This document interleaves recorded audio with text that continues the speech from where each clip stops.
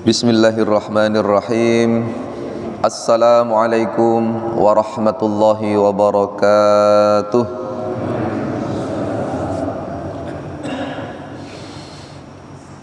Innal hamdalillah nahmaduhu wa nasta'inuhu wa nastaghfiruh wa na'udzu billahi min shururi anfusina wa sayyiati a'malina. Man yahdihillahu fala mudilla lahu wa man yudlil fala hadiya lahu. Asyhadu an la ilaha illallah wahdahu la syarika lah wa asyhadu anna Muhammadan abduhu wa rasuluh. Allahumma salli wa sallim wa barik ala nabiyyina Muhammadin wa ala alihi wa ashabihi wa man tabi'ahum bi ihsanin ila yaumiddin. Qala Allah Ta'ala fil Qur'anil Karim, a'udzu billahi minasy syaithanir rajim. Yarfa'illahu alladhina amanu minkum walladzina utul ilma darajat. Bapak-bapak, ibu-ibu jamaah salat subuh Masjid Nurul Huda yang dirahmati Allah.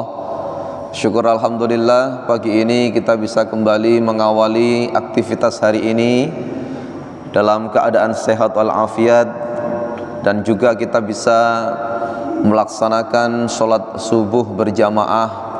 Mudah-mudahan sholat yang baru saja kita tunaikan bisa diterima oleh Allah Subhanahu wa ta'ala.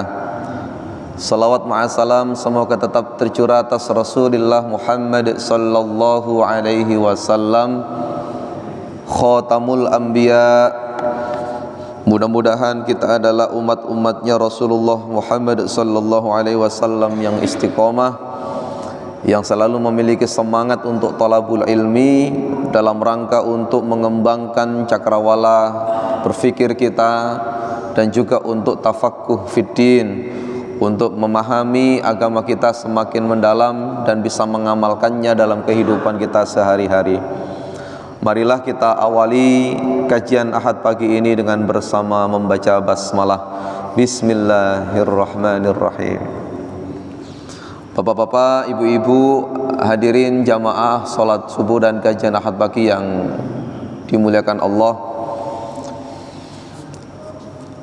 Sesungguhnya seseorang itu beragama itu adalah dalam rangka untuk menjadikan dirinya dekat dengan Allah, dan juga kemudian menjadikan dirinya ini selalu ingat kepada Allah. Orang itu kalau sudah jauh dari Allah, maka kehidupannya ini semakin lama akan semakin jauh dari rule ataupun aturan ketetapan Allah, dan tidak akan mungkin bisa sampai. Sesungguhnya kehidupan yang kita jalani ini adalah roadmap kehidupan yang akan mengarah kepada satu titik. Ya. Kita bisa di mana saja. Saya tinggal di Krian, panjenengan tinggal di Sidoarjo. Ada saudara-saudara muslim kita yang mungkin tinggal di tempat yang lain yang jauh. Tetapi sesungguhnya dalam konteks kehidupan ini, kita ini menuju satu titik, ya, namanya mardhatillah, ya, yaitu keridhaan Allah, yang mana nanti setiap manusia yang hidup di muka bumi ini akan berlabuh pada satu pelabuhan terakhir. Akankah pelabuhan itu menjadi pelabuhan yang baik untuk kita, ataukah pelabuhan yang buruk? Itu ditentukan hari ini. Iya, memang akan lama kita sampai pada pelabuhan itu, tetapi sesungguhnya yang sedang kita lakukan ini adalah menentukan sekali apa yang akan menjadi pelabuhan terakhir kita, ya. Akankah pelabuhan terakhir itu bernama surga ataukah bernama neraka? Manusia itu cuman akan berlabuh di dua tempat itu pada akhirnya. Tidak ada yang kemudian berlabuh di tempat yang lain. Nah, oleh karenanya ad-dunya mazra'atul akhirah ini, dunia sebagai ladang untuk menanam ini, betul-betul kita manfaatkan. Ada orang yang sudah dikasih lahan oleh Allah, cuman hanya bisa dilihat, Pak. Dikasih sawah sama Allah, cuman bisa dilihat. Pertama, karena mungkin bingung mau nanam apa. 2, tidak ngerti mau nanam apa. 3, males. Mau nanam apa itu malas. Ya, kita menjadi bagian yang mana? Ataukah kita termasuk orang-orang yang ketika kita ini memiliki lahan, ladang, sawah, kita ini memiliki semangat karena mindset kita itu akan ada masa panen. Orang itu kalau sudah panen pasti senang, Pak. Betul, Pak? Betul, Bu. Tapi jangan pernah berharap bisa panen kalau tidak pernah menanam apa-apa. Lawang kadang-kadang menanam apa-apa saja itu gangguannya banyak. Ada hama, ada ilalang, mungkin juga ada burung, atau ada bencana alam. Kita sudah merencanakan akan menanam sesuatu yang indah. Kita pasti optimis hasilnya akan baik. Tetapi tanpa kita prediksi dan kita sadari, ada saja yang kemudian menjadi gangguan-gangguan. Nah, begitu pula dalam kehidupan ini, ada yang sudah diberikan ruang waktu oleh Allah, dikasih umur, dikasih ladang yang banyak, dikasih kesehatan, dikasih ilmu, dikasih harta benda, ya. Tetapi tidak melakukan apa-apa. Justru apa yang menjadi perintah Allah ditinggalkan, apa yang menjadi larangan Allah diterjang. Banyak seperti itu, Bapak Ibu. Makanya dalam kehidupan ini perlu sekali kemudian kita ini tafaqquh fiddin. Kita kembali kepada Allah dengan mendalami agama ini. Namun di sisi yang lain ada pula yang ketika seseorang dalam kehidupan ini diberikan kesehatan, tidak dia sia-siakan kesehatan itu. Kesehatan itu betul-betul dia manfaatkan untuk mendekat kepada Allah, mencari maisha, mencari penghidupan atas dasar ridha Allah Subhanahu wa taala. Maka kesehatannya bermanfaat. Ya, semakin sehat semakin semangat ibadah. Gitu, Pak. Ya. Ada pula yang dikasih ilmu oleh Allah. Ilmu ini kemudian tidak untuk menggurui yang lainnya, tidak untuk membodohi yang lainnya, bukan untuk memonopoli yang lainnya, tetapi ilmu ini digunakan untuk sesuatu yang bermanfaat bagi kemaslahatan umat, ya, dan seterusnya dan seterusnya. Singkat cerita, marilah kemudian kita menjadi orang-orang yang betul-betul bisa memanfaatkan ladang yang hari ini sedang Allah hamparkan di depan kita ini dengan maksimal, dengan cara apapun yang bisa kita lakukan, Pak. Seseorang itu, manusia itu tidak sempurna. Saking tidak sempurnanya, makanya Allah menyiapkan sekian banyak pilihan amal soleh dalam kehidupan ini. Kalau kita bicara tentang sholat saja, saya yakin yang ada di Masjid Nurul Huda ini adalah orang-orang yang istiqomah sholatnya, ya. Tetapi apakah di tempat yang lain tidak ada yang sholat seperti kita? Ada, bahkan lebih baik. Jumlahnya lebih banyak, kemudian istiqomahnya juga lebih daripada kita. Kalau kita sudah rajin sholat qiyamul lail, sholat subuh di tempat ini bagus. Tapi apakah tidak ada orang yang lebih baik dari kita? Ada. Tapi kemudian bukan berarti apa yang kita lakukan ini, ya, jika dibandingkan dengan si fulan yang amalan sholatnya lebih baik, itu kemudian kita down. Tidak. Allah masih memberikan pilihan-pilihan yang lain. Mungkin selain sholat kita bisa memilih yang lain, milih sedekah. Saya yakin di Masjid Nurul Huda ini ada orang-orang, ada jamaah yang kemudian sangat memperhatikan sedekah. Saya yakin ada kemudian yang memilih prinsip itu, memilih pilihan itu, punya semangat untuk bersedekah. Seperti surat Ali Imran 134 itu, alladzina yunfikuna fis sarra wad dharra. Dia memiliki semangat untuk bersedekah, berinfak, baik di kala sempit maupun di kala lapang. Semangatnya kuat. Tapi kan tidak bisa semuanya seperti itu, Pak. Lalu ada yang memilih jalan yang lain, tilawah Quran. Saya yakin ada di antara jamaah ini yang memiliki istiqomah dalam tilawah Al-Quran, bahkan punya schedule atau jadwal tersendiri. Dia menjadwalkan dirinya sendiri, bukan orang lain. Taruhlah misalkan ba'da sholatil maghrib, setelah sholat maghrib, aktivitas apapun yang kalau tidak betul-betul terpaksa atau urgent dilakukan, disempatkan untuk baca Quran. Bahkan mungkin ada yang mendesain dengan beli mushaf yang khusus, punya tempat yang khusus. Ada Pak. Tidak di sembarangan tempat baca Qurannya. Dia punya, bahkan mungkin mendesain rumahnya ini khusus, satu tempat ini untuk tilawah Quran. Nah, ada pula mungkin di antara kita yang rajin, kalau misalkan sholatnya belum bisa baik, belum bisa istiqomah, sedekahnya juga masih biasa-biasa saja, lalu tilawah Qurannya juga masih biasa-biasa saja. Ada yang kemudian memilih jalan untuk beramal soleh ini dengan cara berzikir, mengingat Allah. Sebagaimana pesan Allah dalam Quran surat Al-Baqarah ayat 152. A'udzubillahi minasyaitonirrajim. Fadhkuruni azkurkum washkuruli wala takfurun. Allah berpesan kepada kita, fadhkuruni, maka ingatlah kepadaku. Fadhkuruni, ingatlah aku. Maka Allah janjinya apa? Azkurkum, maka pasti aku akan mengingatmu. Nah ini, ada orang yang memilih jalan untuk zikrullah, berzikir kepada Allah. Kapan?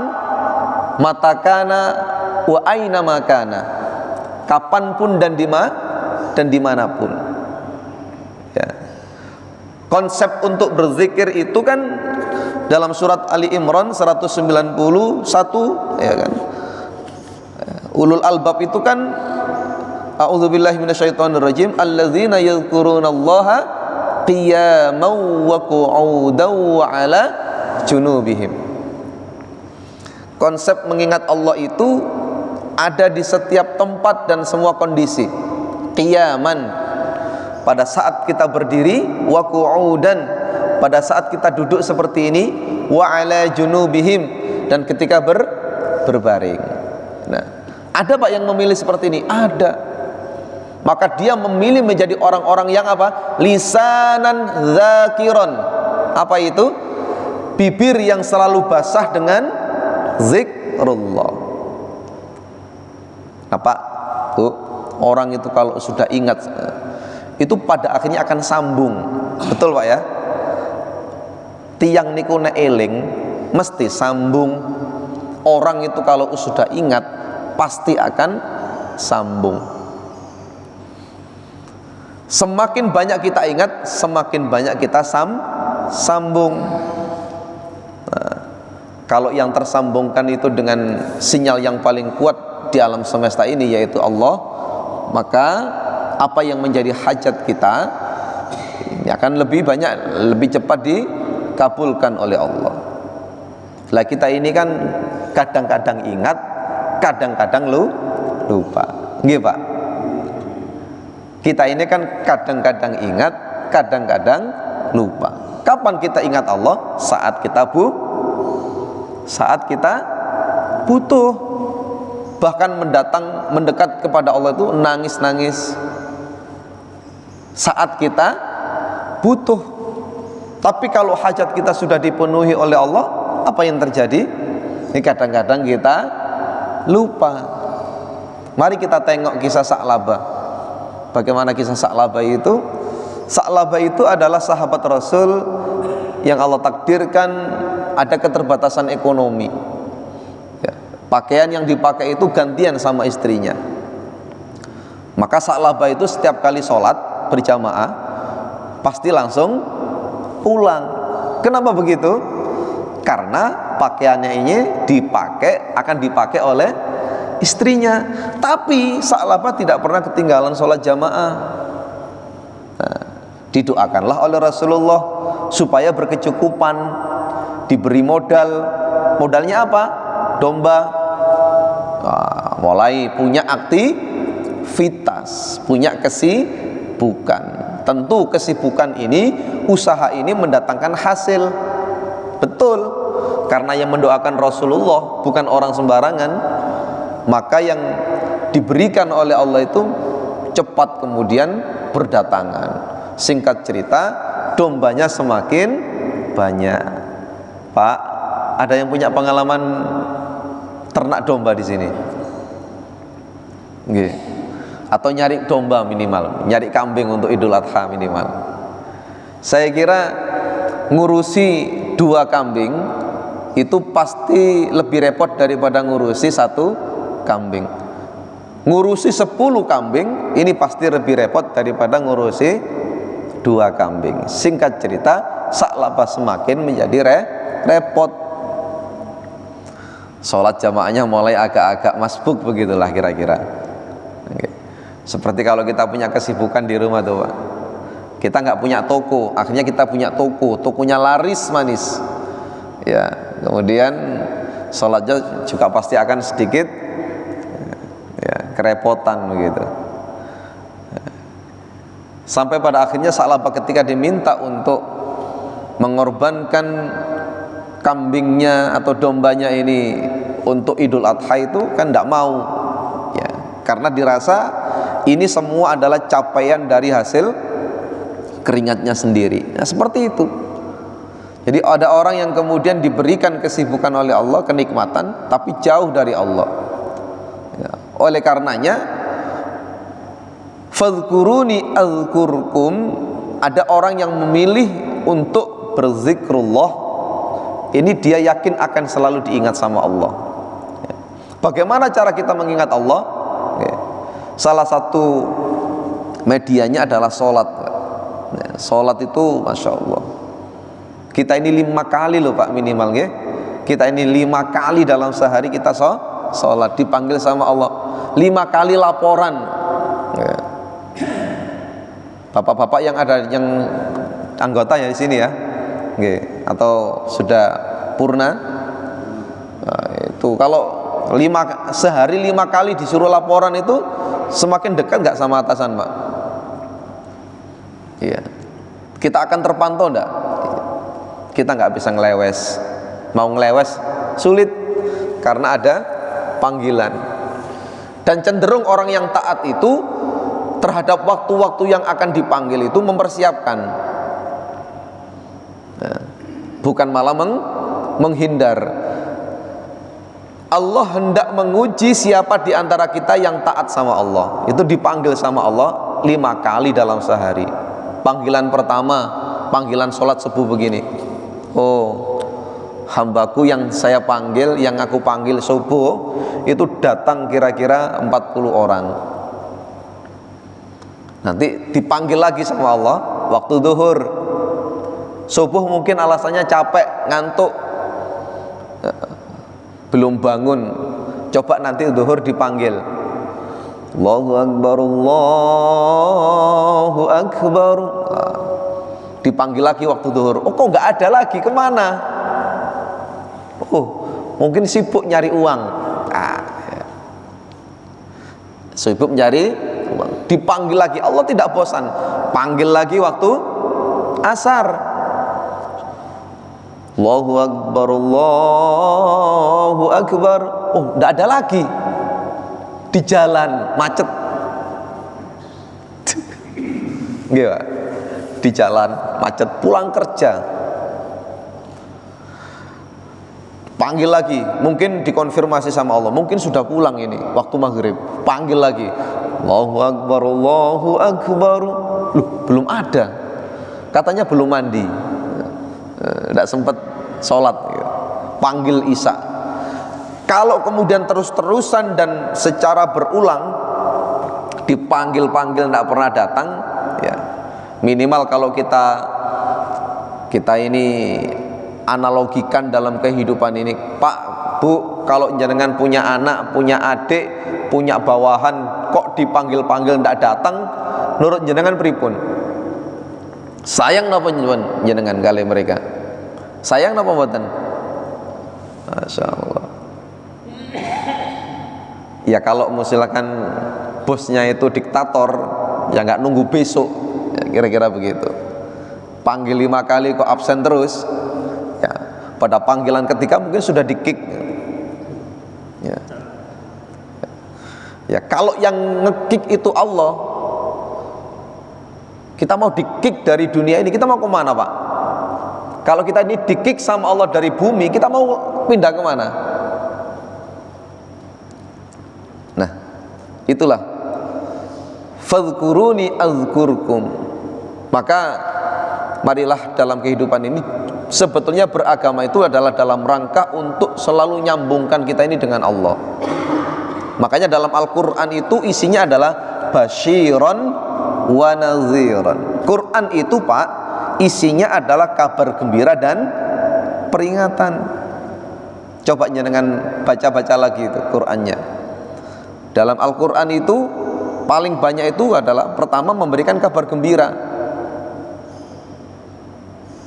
Contohnya misalkan dalam Quran surat An-Nahl ayat 98. A'udzubillahi minasyaitonirrajim. Man 'amila shalihan min zakarin aw untha fahuwa mu'min, ya.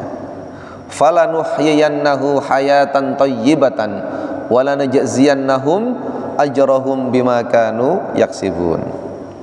Artinya, dan barang siapa saja, baik dari laki-laki maupun perempuan, ini teks Qur'annya begitu Pak, itu kemudian tidak membeda-bedakan apakah yang beramal soleh itu adalah seorang yang punya jabatan ataukah tidak,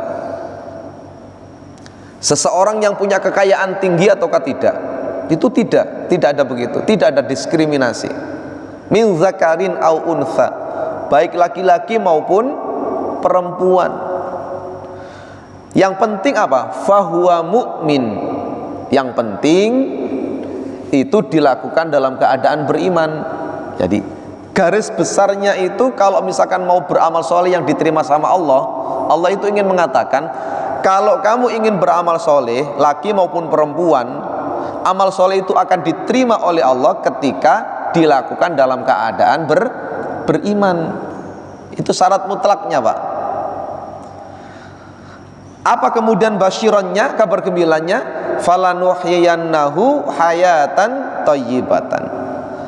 Allah akan berikan kehidupan ini kehidupan yang thayyibah, yang bahagia, yang baik, yang indah. Ini janjinya siapa Pak? Janjinya siapa? Janjinya Allah. Kalau Allah sudah berjanji, la yukhliful mi'ad. Allah itu kalau sudah berjanji pasti akan ditepati dan tidak ada keingkaran. Beda sama kulolan panjenengan sedaya. Nah, kadang-kadang kita janji itu karena ada maunya.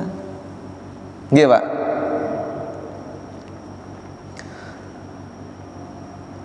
Oleh karena itu, marilah kemudian ya kita kembali kepada Al-Quran ini, basyiron itu orang yang melakukan amal solih. Lanjutan dari surat An-Nahl ayat 98. Jaminan kehidupan yang Allah berikan itu pertama diberikan di dunia, yang kedua diberikan di akhirat. Walanajziyannahum ajrahum bima kanu yaksibun.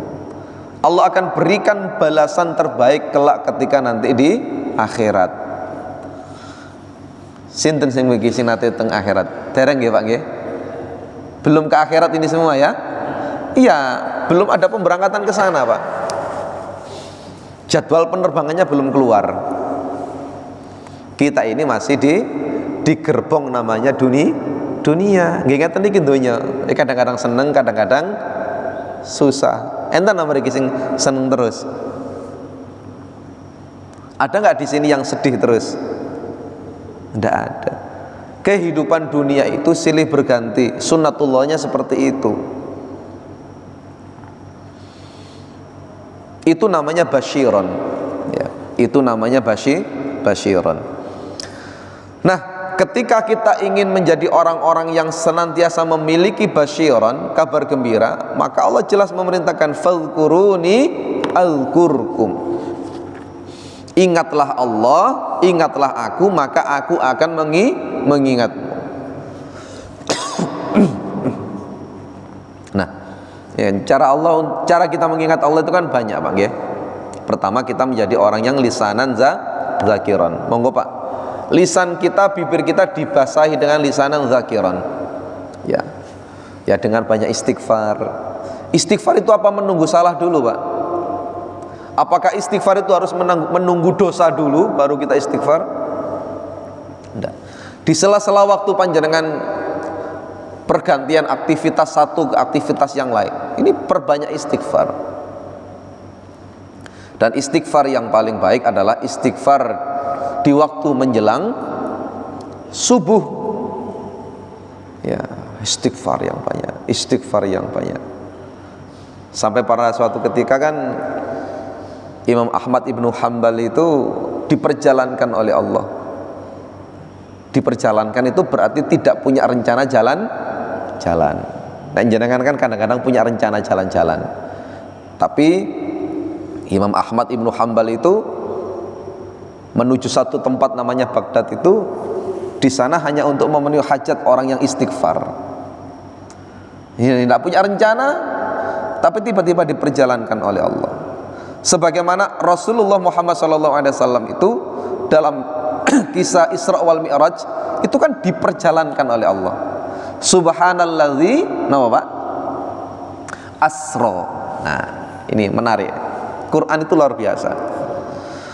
Ada satu kegiatan yang kita ini justru menjadi objek, bukan menjadi subjek. Harusnya kalau kita melakukan perjalanan, kita ini apa, Pak? Subjek, betul? Kita mau misalkan ada rapat, berarti subjeknya siapa? Kita. Kita mau misalkan silaturahim ke rumah saudara yang ada di Ngawi misalkan, subjeknya siapa, Pak? Kita. Tapi dalam konteks Isra wal Mi'raj ini Rasulullah diperjalankan. Subhanalladzi asra. Bukan kehendaknya Rasulullah, bukan. Bukan Rasulullah yang jalan-jalan, bukan. Makanya difasilitasi minal masjidil haram ilal masjidil aqsa. Jauh sekali, Pak. Ini kalau dihitung ya, antara Masjidil Haram ke Masjidil Aqsa itu seperti Sidoarjo ke Lampung ya. Jauh, Pak.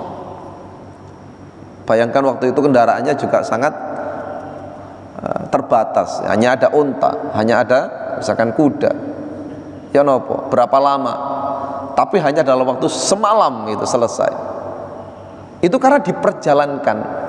Sebagaimana Imam Ahmad ibnu Hanbal ini kemudian juga diperjalankan, tidak ngerti tiba-tiba jalan. Jangan pernah merasakan begitu, Pak? Tiba-tiba tidak tahu mana, kemudian jangan jalan. Pernah? You know what? Pernah nggak jenengan? Jenengan lo tidak punya rencana, tiba-tiba ambil motor keluar rumah, tiba-tiba jalan saja. Tiba-tiba kemudian beli bensin, beli makanan, gitu. Itu adalah satu konsep kehidupan di luar kemampuan kita yang Allah hendak memenuhi hajat si fulan karena panjenengan. Nah, Imam Ahmad ibnu Hanbal itu juga begitu, diperjalankan oleh Allah dari rumahnya menuju satu tempat.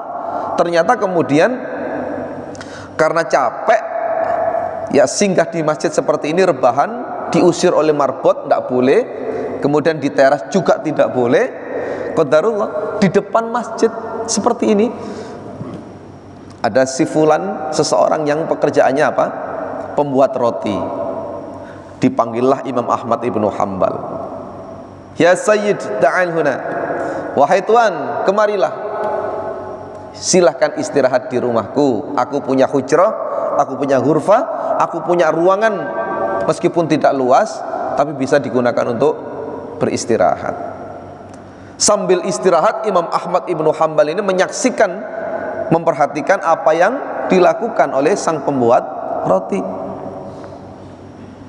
Saat membuat adonan itu istighfar, Pak. Istighfar. Ya kira-kira begitulah. Saat mencetak adonan dia istighfar. Saat dia goreng itu istighfar. Saking takjubnya ditanya,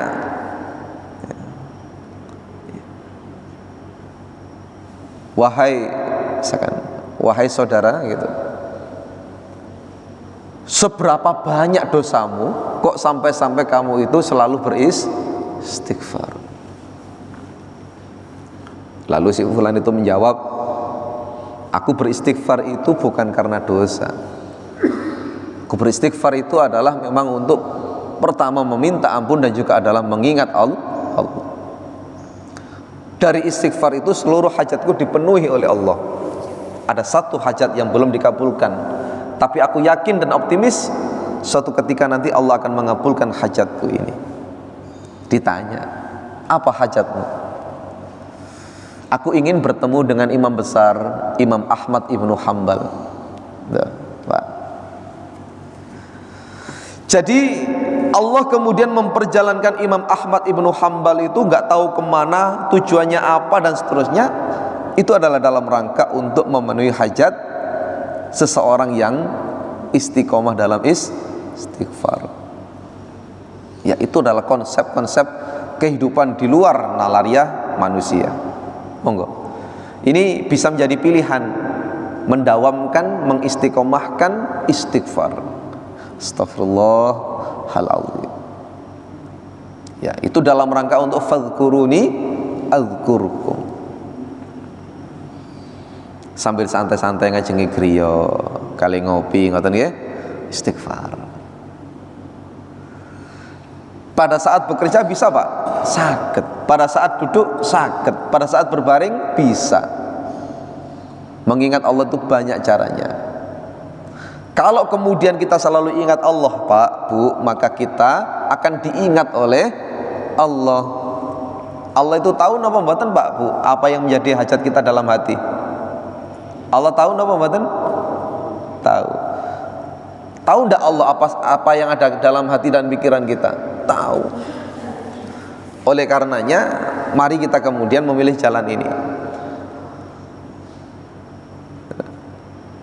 Kemudian surat Al-Baqarah 152 ini juga memberikan sinyal kepada kita untuk memerintahkan kita supaya menjadi hamba Allah yang bersyukur. Setelah fadhkuruni adzkurkum, lanjutannya washkuruli wala takfurun. Masya Allah, indah sekali. Jadi satu ayat yang pendek ini maknanya dalam sekali. Fadhkuruni adzkurkum washkuruli wala takfurun. Setelah kita diperintahkan Allah untuk mengingatnya, maka perintah berikutnya adalah kita untuk diminta bersyukur atas apapun yang Allah diberikan kepada kita. Washkuruli wala takfurun, dan janganlah engkau mengingkarinya. Ya. Saya mau tanya lagi, ini karena supaya kita dua arah. Pak, Bu, apakah yang kita terima dalam kehidupan dunia ini selalu ada yang dalam doa kita? Maksudnya, apakah yang kita terima selama ini dalam kehidupan kita ini selalu seperti apa yang kita doakan? Ini kadang-kadang doa kita ini terbatas, tapi Allah memberinya luas. Kan kita ini doanya kan nggak detail Pak ya. Kita kan kadang-kadang doanya sesuai dengan hajat. Tapi mari kita lihat bagaimana Allah memberikan rezeki itu. Ya. Jadi sangat luas sekali. Oleh karena itu, bersyukur itu kalau saya boleh terjemahkan dalam arti yang lebih luas, ya. Bersyukur itu adalah mengoptimalkan seluruh apapun yang hari ini melekat pada diri kita sebagai sarana ibadah dan pendekatan kita kepada Allah. Itulah bersyukur, Pak. Sehingga apapun kondisi kita ini menjadi sarana kita untuk bersyukur. Nah, hari ini saya dan panjenengan semua ini sudah menjadi orang yang bersyukur. Banyak syukurnya atau banyak kufurnya sih Pak? Oke. Insya Allah banyak syukurnya. Orang itu kalau hari ini ada dalam koridor-koridor atau liputan masjid ini insya Allah orang-orang terpilih Pak, ya, insya Allah orang-orang terpilih. Ya. Oleh karenanya mari kita bersyukur ini betul-betul menjadi sarana kita selalu ingat kepada Allah itu dengan cara yang bersyukur ini. Nah, pada kesempatan ini bersyukur itu ada tahapannya, ya, ada tahapannya. Pertama, saya sebutnya 3M, ya. Mensyukuri kehidupan ini, seluruh nikmat ini, ya, itu dengan rajin melakukan 3M. M yang pertama adalah muhasabah, ya. Apa iya Allah itu tidak memberi saya rezeki? Penglihatan itu rezeki nama mboten Bapak Ibu? Pendengaran itu rezeki nama mboten? Ya, Masya Allah. Ini kita luar biasa, luar biasa. Nafas itu juga rezeki yang luar biasa. Ayo bermuhasabah. Nah, muhasabah itu perintahnya ada dalam Quran surat Al-Hasyr ayat 18. Ya, monggo dilihat, ya. A'udzubillahi minasyaitonirrajim. Ya ayyuhalladzina amanu taqullaha wal tanzur nafsum ma qaddamat lighad wattaqullaha innallaha khabirum bima ta'malun. Gitu. Kita diminta untuk selalu bermuhasabah atas apapun yang kita lakukan, dan kita diperintahkan oleh Allah untuk mempersiapkan apa yang sudah kita persiapkan untuk bekal kita kembali kepada Allah. Itu Pak. Jadi muhasabah. Oh iya, hari ini misalkan mau sare, ya, mau tidur dengan muhasabah. Hari ini sholat 5 waktunya seperti apa, dan seterusnya dan seterusnya. Kemudian M yang kedua adalah mujahadah. Kenapa Bapak Ibu? Mujahadah. M yang kedua itu mujahadah. Itu ada dalam Quran surat Al-Ankabut ayat yang terakhir, ya. Surat Al-Ankabut ayat yang terakhir, Allah kemudian mengatakan walladzina jahadu fina lanahdiyannahum subulana wa innallaha lama'al muhsinin. Itu. Jadi mujahadah, mumpung ada kesempatan. Nah, ini kita ini kan kadang-kadang diingatkan Allah kan dalam berbagai macam cara, Pak, ya.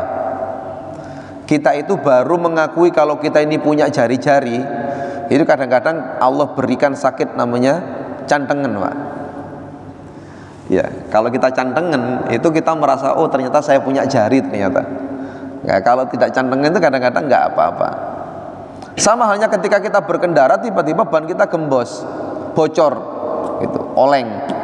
Nah, kita baru menyadari bahwa kehidupan ini, ya, perjalanan ini ada itu ditopang karena roda yang menopangnya. Coba kalau rodanya bocor seperti ini, perjalanannya akan terganggu. Nah, seperti itu.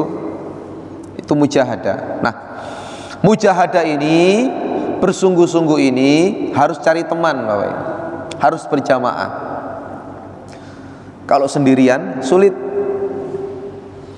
Mujahadah itu butuh jamaah, butuh bersama-sama. Saya yakin di antara panjenengan yang hadir ini itu memiliki spirit yang berbeda-beda dan memiliki inspirasi. Iya ya, Pak itu loh semangat ibadahnya itu begitu. Saya ikut seperti beliau. Ada inspirasi, Pak.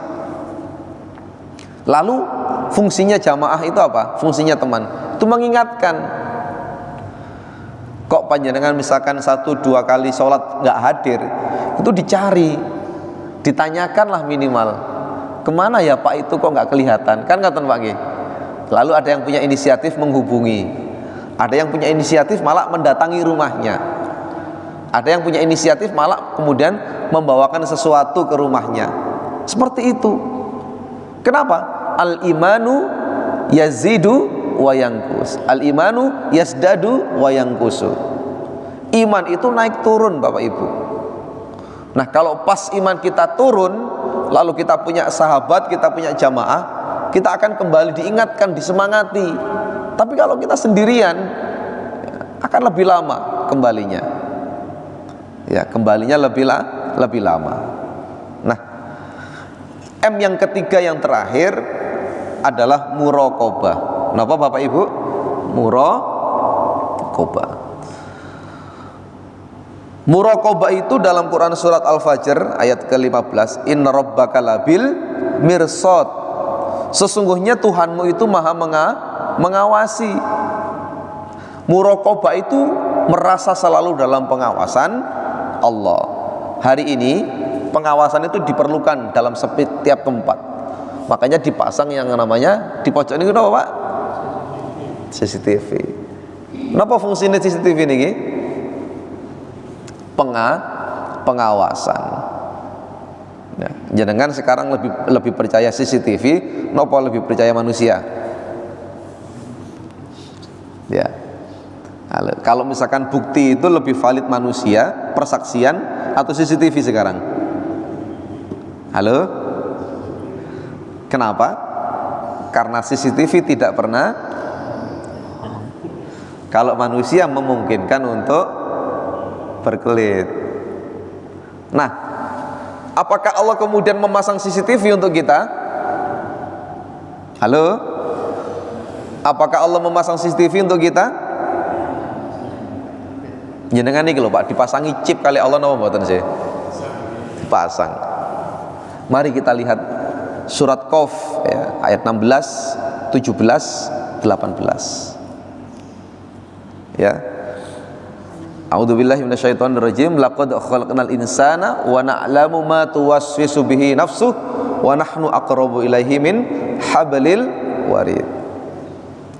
Aku telah ciptakan manusia. Ya. Dan aku lebih mengerti ma tuwaswisu bihi nafsuh. Apa yang bergejolak dalam hati dan jiwanya, Allah faham. Allah yang menciptakan manusia, Allah faham betul apa yang bergejolak dalam hati dan pikirannya. Allah kemudian menyatakan wa nahnu aqrabu ilaihi min hablil warid. Coba bapak-bapak, ibu-ibu, jarinya yang apa? Yang telunjuk kanan diangkat, lalu diletakkan di lehernya. Ya, ini dirasakan ada nggak yang berdetak di situ? Itu namanya urat leher. Urat leher itu dekat nggak sama kita? Dekat sekali. Allah menyatakan aqrab, ismu tafdhil. Allah menyatakan lebih dekat daripada urat leher.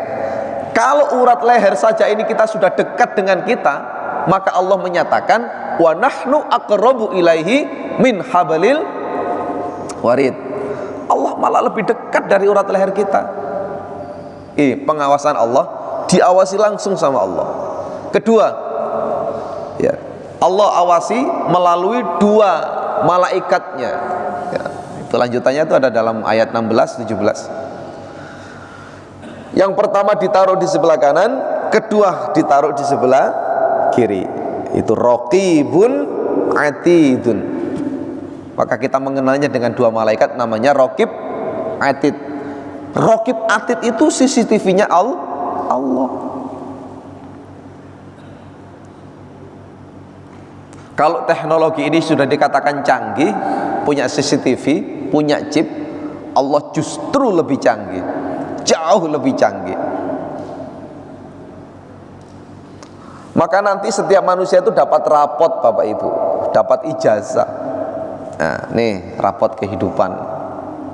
Pertanyaannya, sebagaimana kita tidak pernah menyalahkan CCTV dalam akurasi data, maka seperti itu pula Allah tidak pernah salah dalam mendata melalui informan utamanya raqib dan atid. Oh, si fulan tanggal sekian jam sekian di sini melakukan ini, rekam jejaknya enten Pak. Kalau hari ini kita diingatkan Facebook ya, rekam jejak kita. Pernah diingatkan Facebook bapak-bapak, ibu-ibu? Nggak kenal Facebook. Oh iya, insyaallah. Iya. Kalau generasi milenial, generasi Z, anak-anak kita itu gandrung sudah seperti itu. Kalau memposting sesuatu, pasti suatu ketika nanti akan diingatkan kembali oleh Facebook. Betul nggak Ustaz? duka ya jenengan tanggal putra-putri panjenengan pernah posting foto apa, nanti dalam siklus 1 tahunan biasanya itu diingatkan lagi memorinya.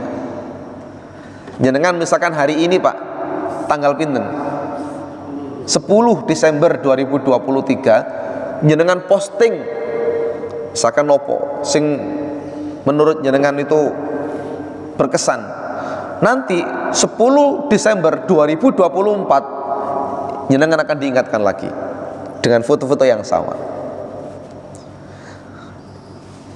Konsep-konsep seperti ini, kemajuan sama seperti ini adalah konsep yang mendekatkan kita kepada hakikat kebenaran Allah. Betul-betul Pak ya, surga itu semuanya serba tersedia, betul Pak. Apa yang kita inginkan katanya cepat langsung datang ya. Ya hari ini dalam kehidupan kita sudah mulai dibuktikan seperti apa ya, kita mau bikin apa, beli apa, datang Pak. Belum lagi konsep cabut nyawa. Apa iya malaikat Israel nggak pernah salah? Namanya sama-sama misalkan ya, misalkan namanya misalkan Ahmad yang satu tinggal di Sidokare, Ahmad 2 tinggal di Tanggulangin, Ahmad 3 tinggal di misalkan Krembung, di Krian. Ada kira-kira dalam Sidoarjo ini ada 1000 Ahmad. Kenapa kemudian Israel tidak pernah salah dalam mencabut nyawa si Ahmad? Ini jangan-jangan Ahmad yang itu yang harusnya dicabut nyawanya. Tidak pernah salah. Sekarang itu sudah ada konsep pembenaran daripada itu semua. Itu konsepnya Zoom meeting Ustaz. Pandemi kemarin kita diajari oleh Allah bahwa Zoom meeting itu adalah konsep bagaimana Israel mencabut nyawa. Taruhlah begini, ada Zoom meeting virtual, pembelajaran daring. Pesertanya 1000 Pak. Dari 1000 peserta itu tidak menutup kemungkinan namanya ada yang sama. Tapi kan subjeknya kan berbeda gitu.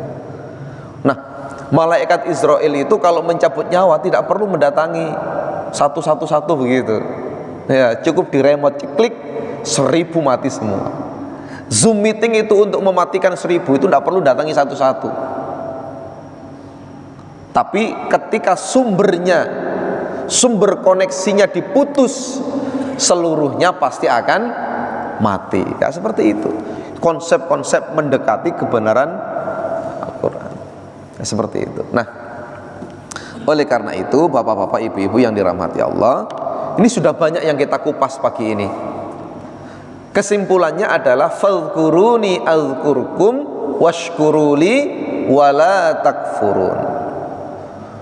Maka ingatlah aku, maka aku akan mengingatmu, dan janganlah pernah, dan syukurilah apa yang Allah berikan kepadamu, dan janganlah pernah mengkufurinya. Ini Pak ya, semoga semakin lama hidup kita ini, semakin kita ini mengingat Allah. Dan ingat Allah di saat seperti ini, di usia panjenengan ini, tentu berbeda dengan bagaimana mengingat Allah di waktumu muda. Terus beda Pak, tingkatannya harus lebih tinggi ya dengan. Kalau dulu masih muda, masih pengantin-pengantin baru gitu, ingat-ingat Allah itu ya kira-kira pas butuh lah gitu. Nah sekarang kan tidak, zonanya beda, alamnya beda, suasananya berbeda, maka sudah harus menjadi kebutuhan. Biasanya kalau saya sering dengar itu Pak, dari nenek-nenek saya, mbah-mbah saya, wes kalau sudah pensiun tidak ada lagi aktivitas dunia yang perlu direpotkan karena anak-anak sudah besar, anak-anak sudah rumah tangga sendiri, sudah mapan hidupnya. Maka biasanya yang sering diucapkan oleh mbah-mbah saya itu fokus sangune terus nopo mali ajeng nyalek jenengan nggih. Pun ini adalah proses fadhkuruni azkurkum washkuruli wala takfurun. Semoga dengan kita banyak mengingat Allah, maka janji Allah adalah azkurkum maka kita akan juga diingat oleh Allah. Kalau kita sudah ingat Allah, maka kita ini sambung terus dengan Allah. Kalau kita sudah sambung terus dengan Allah, maka apa yang ada dalam hati dan pikiran kita ini akan dijawab, diijabah, dipenuhi oleh Allah. Sebaliknya, kalau kita ini jauh dari Allah, berpaling dari Allah, maka kita akan semakin jauh dan semakin jauh. Hidup kita semakin kering, ya, seperti itu. Nah, itu 3M ya. Pertama, muhasabah. Maka rajin-rajinlah untuk muhasabah, introspeksi diri. Kedua apa? Mujahadah, memiliki kesungguhan. Nah, saya bilang kesungguhan ini tidak boleh dibangun sendiri, berjamaah. Supaya kalau ada yang loyo, kalau ada yang lemes, ini kita tarik Pak, kita tarik supaya semangat lagi. Ayo semangat lagi gitu. Tidak boleh semangat sendirian. Hidup ini maraton Pak, bukan estafet. Ya, bukan lari sprint. Ya. Berkehidupan ini kita maraton, bukan lari sprint, bukan cepet-cepetan toto, tapi bagaimana kuat-kuatan sampai, kuat-kuatan sampai, kemudian yang lain juga dirangkul. Yang ketiga adalah konsep muraqabah, konsep pengawasan. Kita yakini bahwa kehidupan kita ini selalu diawasi oleh Allah. Faman ya'mal mithqala dzarratin khairan yarah wa man ya'mal mithqala dzarratin syarran yarah. Kalau kita rajin beramal soleh, ada balasannya Pak? Ada. Kalau kita berbuat buruk, ada balasannya? Ada. Setiap yang kita kerjakan dimintai pertanggungjawaban oleh Allah. Ya, semoga kajian Ahad pagi yang baru saja kita sampaikan ada hikmah dan manfaatnya untuk kita semuanya, khususnya bagi yang menyampaikan, umumnya bagi yang menyimak kajian pada Ahad pagi hari ini. Sebelum kita tutup, apa ada yang perlu kita diskusikan Bapak-bapak, Ibu-ibu? Napa sampun cekap? Sampun nggih? Nggih, sampun. Marilah kita akhiri dengan bersama membaca hamdalah. Alhamdulillahirabbil alamin dan kafaratul majlis. Subhanakallahumma wa bihamdika asyhadu an la ilaha illa anta astaghfiruka wa atubu ilaik. Nasrun minallah wa fathun qarib wa basyiril mu'minin. Wassalamualaikum warahmatullahi wabarakatuh.